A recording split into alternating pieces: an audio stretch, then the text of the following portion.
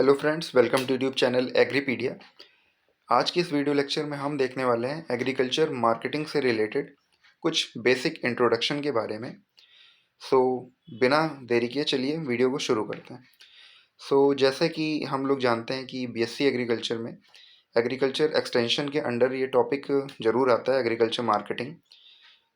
आज की वीडियो में हम इसी के बारे में जानने वाले हैं। चलिए वीडियो को स्टार्ट करते हैं।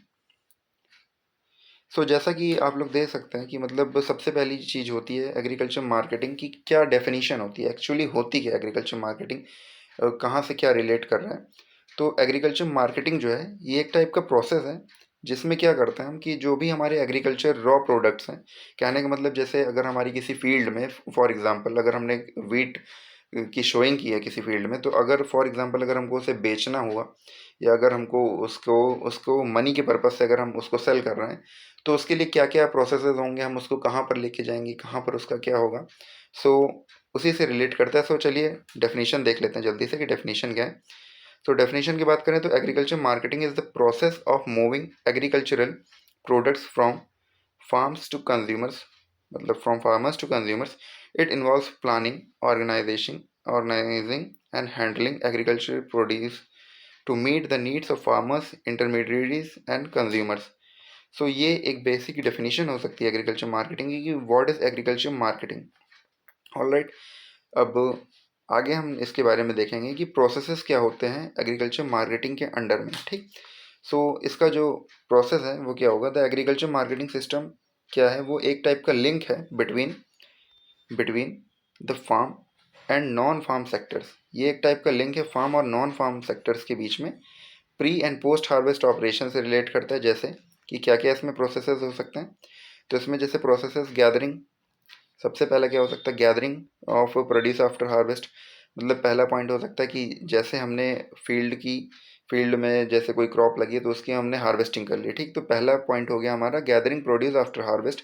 नेक्स्ट होगा प्रोसेसिंग द प्रोड्यूस। उसके बाद जो उसमें प्रोसेसिंग की जाएगी, फॉर एग्जांपल कि हमको उसका जो भी कचड़ा वगैरह हुआ वो हटाना होगा, शॉर्टिंग करनी होगी, तो वो सारी चीज़ें होंगी। तो प्रोसेसिंग द प्रोड्यूस, उसके बाद और भी कई सारी स्टेप्स में वो होगा। फिर उसके बाद आता है grading the produce according to quality. फिर ग्रेडिंग बहुत इंपॉर्टेंट होता है, बिकॉज जो भी ये हम जानते हैं कि जो भी प्राइस डिटर्मिनेशन होता है वो किसके बेसिस पे होता है, वो एक्चुअली किसके बेसिस पे होता है, वो क्वालिटी के ही बेसिस पे होता है। किसके बेसिस पे होता है, क्वालिटी के बेसिस पे। सो हम क्वालिटी के अकॉर्डिंग उसको ग्रेड कर लेंगे। ठीक, ग्रेडिंग कर लेंगे उसकी कि कौन सा ए क्वालिटी, कौन सा B quality. So accordingly like that. उसके बाद हम क्या करेंगे, packing the product as per buyer preference. मतलब फिर उसके बाद हम उसको स्मॉल पैकेट्स में भी हो सकता है उसकी पैकिंग करेंगे। ठीक, बायर प्रेफरेंस का क्या मतलब हुआ यहाँ पर कि बायर की जो प्रेफरेंस होगी, डैट मीन्स कि हम उसको अलग अलग पैकेजेस में, फॉर एग्जांपल की 500 kg, सॉरी 500 ग्राम्स में, या फिर 1 kg, 2 kg, 5 kg, ऐसे पैकेट्स में अलग अलग उसको सॉर्ट कर लेंगे। Like then next will be the storing the product for future sale. Future sale के लिए जो हम स्टोर कर लेंगे प्रोडक्ट को। ठीक, फ्यूचर सेल के लिए मतलब क्या कि जरूरी तो नहीं है कि जो भी हमारा प्रोड्यूस निकला वो हम तुरंत ही सेल कर देंगे या हमारा वो तुरंत ही सेल हो जाएगा। तो उसके लिए हमको क्या जरूरत पड़ेगी, उसके लिए हमको किसकी जरूरत पड़ेगी, स्टोरिंग की। Storing plays a vital role in agri marketing, right. उसके बाद होता है selling products when market demand is conductive to sale. मतलब जब मार्केट डिमांड जो होगी, मार्केट की डिमांड होगी सेल के अकॉर्डिंग, तो हम उसको क्या करेंगे, वो प्रोडक्ट हम मार्केट में सेल करने के लिए लेके चले जाएंगे। ऑलराइट, द नेक्स्ट है stages in marketing of agriculture produce. क्या क्या स्टेजेस हो सकते हैं एग्रीकल्चर मार्केटिंग प्रोड्यूस में। ठीक, क्या स्टेजेस हो सकते हैं एग्रीकल्चर प्रोड्यूस के लिए, मतलब मार्केटिंग, अगर हम एग्रीकल्चर मार्केटिंग अगर हम अपने प्रोडक्ट को, रॉ प्रोडक्ट को अगर हम मार्केट तक लेके जा रहे हैं, तो उसमें क्या क्या मतलब स्टेजेस इन्वॉल्व होंगे। तो पहला क्या है, ट्रांसपोर्टेशन। तो ट्रांसपोर्टेशन में क्या होता है, ये होता है एक टाइप का physical movement of produce from the place of production to the final consumer. मतलब ये क्या है, अगर हमने अपने फील्ड में, जैसा मैंने थोड़ी देर पहले बताया था कि वीट है, फॉर एग्जांपल वीट हुआ, तो अगर हमको वीट को उसको उसको अगर हमको फील्ड से ले करके अगर हमको मार्केट में लेके जाना है, तो उसमें कई सारी प्रैक्टिसेस होंगी। मतलब ट्रांसपोर्टेशन एक वाइटल रोल प्ले करेगा ना, कि फील्ड से डायरेक्ट मार्केट कहाँ कैसे जाएगा। तो कैसे जाएगा वो, जैसे बल्क में अगर क्वांटिटी ले जानी तो डिफरेंट मीन्स, जैसे रोड से हो सकता है, रेल से हो सकता है, एयर या फिर वाटर वेज से हम उसको क्या कर सकते हैं, ट्रांसपोर्ट कर सकते हैं। Alright, the next is storage. Storage भी एक पॉइंट होता है, जैसे the holding of produce for long time, for time of production.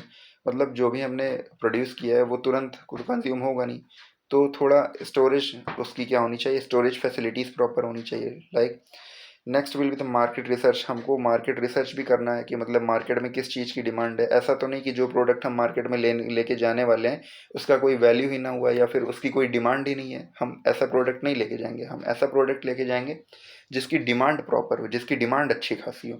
तो range of activities that aim to increase the demand of agriculture products and services, तो ऐसे हम लेके जाएंगे, राइट। नेक्स्ट क्या हो सकता है, प्रोडक्ट डेवलपमेंट। प्रोडक्ट डेवलपमेंट एक इम्पॉर्टेंट इसमें आता है स्टेजेस में। A range of activities that aim to increase the demand for agriculture products and services, तो ये इसमें आ जाएंगी। देन नेक्स्ट क्या है, टाइप्स ऑफ एग्रीकल्चर मार्केट्स। अब एग्रीकल्चर मार्केट्स के बारे में तो हम पढ़ रहे हैं, बट हमको ये भी तो जानना है ना कि क्या क्या इसके टाइप्स हो सकते हैं। सो ये बेसिकली 3 टाइप्स की हो सकती हैं एग्रीकल्चर मार्केट्स। पहली कौन सी है, होलसेल, नेक्स्ट है रिटेल और उसके बाद है फेयर्स। सो चलिए इसको एक एक करके जानते हैं कि ये एक्चुअल में होती क्या है। ओके। सो पहला आता है होलसेल मार्केट। होलसेल मार्केट में क्या होता है, यहाँ पर क्या होता है, क्वांटिटी बल्क में आती है, राइट। डायरेक्ट फार्मर से परचेज करके क्या करते हैं, डायरेक्ट फार्मर से परचेज करके यहाँ पर लाया जाता है, और या फिर ऐसे, हाँ, यहाँ पर क्या होती है, बड़ी बड़ी मंडीज होती हैं, ठीक। तो यहाँ पर क्या होता है होलसेल मार्केट में, जैसे क्या हो गया, these markets are held once or twice a week and sell fruits, vegetable, food grain and household items. तो ये क्या होती हैं, वीकली जो होती हैं, वीकली या वीक में 2 टाइम्स, तो ऐसे ऑर्गेनाइज होती हैं, ऑल राइट। वो फिर आती हैं क्या, अगली आती है रिटेल मार्केट। रिटेल मार्केट में क्या होता है, these market located throughout the cities towns to sell types of produce. तो यहाँ पर क्या होता है, ये सिटीज़ के अंदर हो गई, टाउन्स के अंदर हो गई, तो ये मार्केट सिचुएटेड रहती हैं, एक टाइप से कह सकते हैं ये परमानेंट नेचर की रहती हैं, राइट। नेक्स्ट आता है क्या, फेयर्स। फेयर्स मतलब क्या हो गया, बाजार या मेले टाइप ऐसा। तो जहाँ पर क्या होता है, ये मार्केट कहाँ पर होती है, जैसे कोई सेंटर ऑफ अट्रैक्शन, मतलब कोई जैसे टूरिज्म प्लेस हो गया, राइट। तो वहाँ पर क्या होगा, these markets are held religious occasions पे हो सकती हैं, पिलग्रिम सेंटर्स पे हो सकती हैं, they sell live stock agriculture produce. तो यहाँ पर लाइव स्टॉक या एग्रीकल्चर प्रोड्यूस क्या होते हैं, सेल किए जाते हैं, ओके।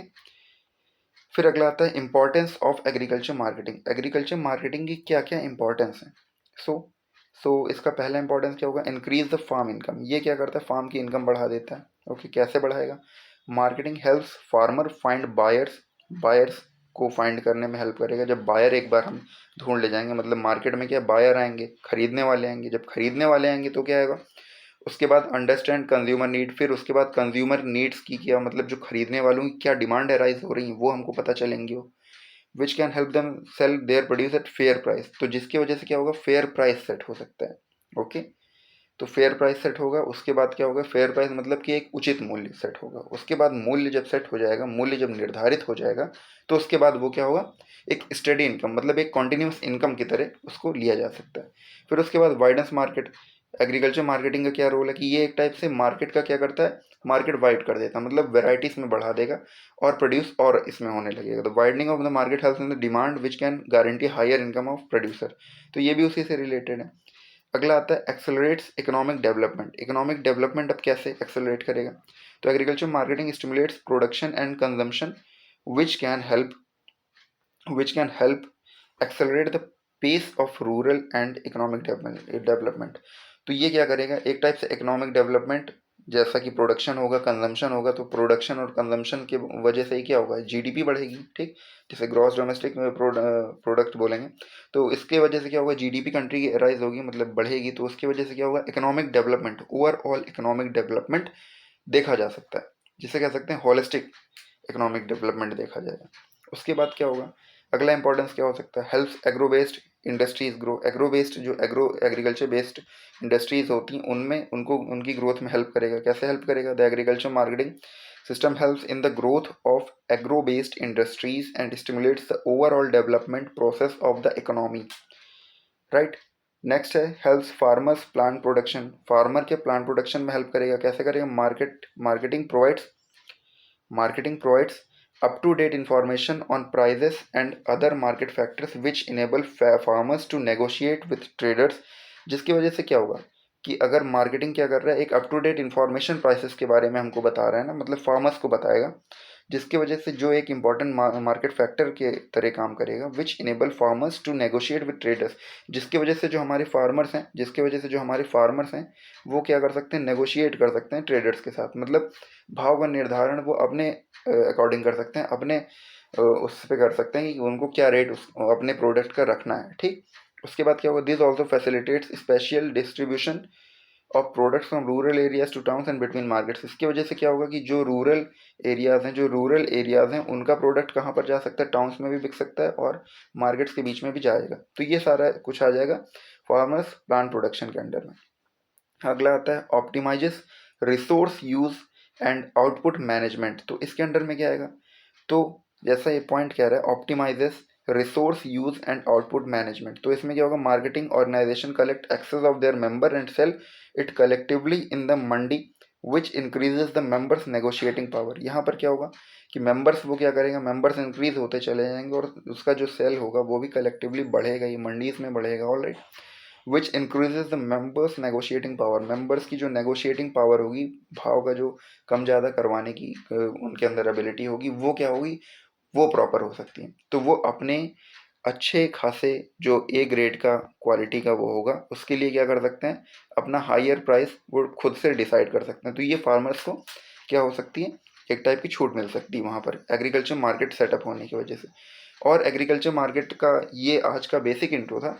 अगर आपको वीडियो अच्छी लगती है तो वीडियो को लाइक करें, शेयर करें और चैनल को सब्सक्राइब करें, जिससे आगे भी इसी से रिलेटेड या एग्रीकल्चर से रिलेटेड ऐसी ही वीडियोस आपको मिलती रहें timely. Thank you for watching the video.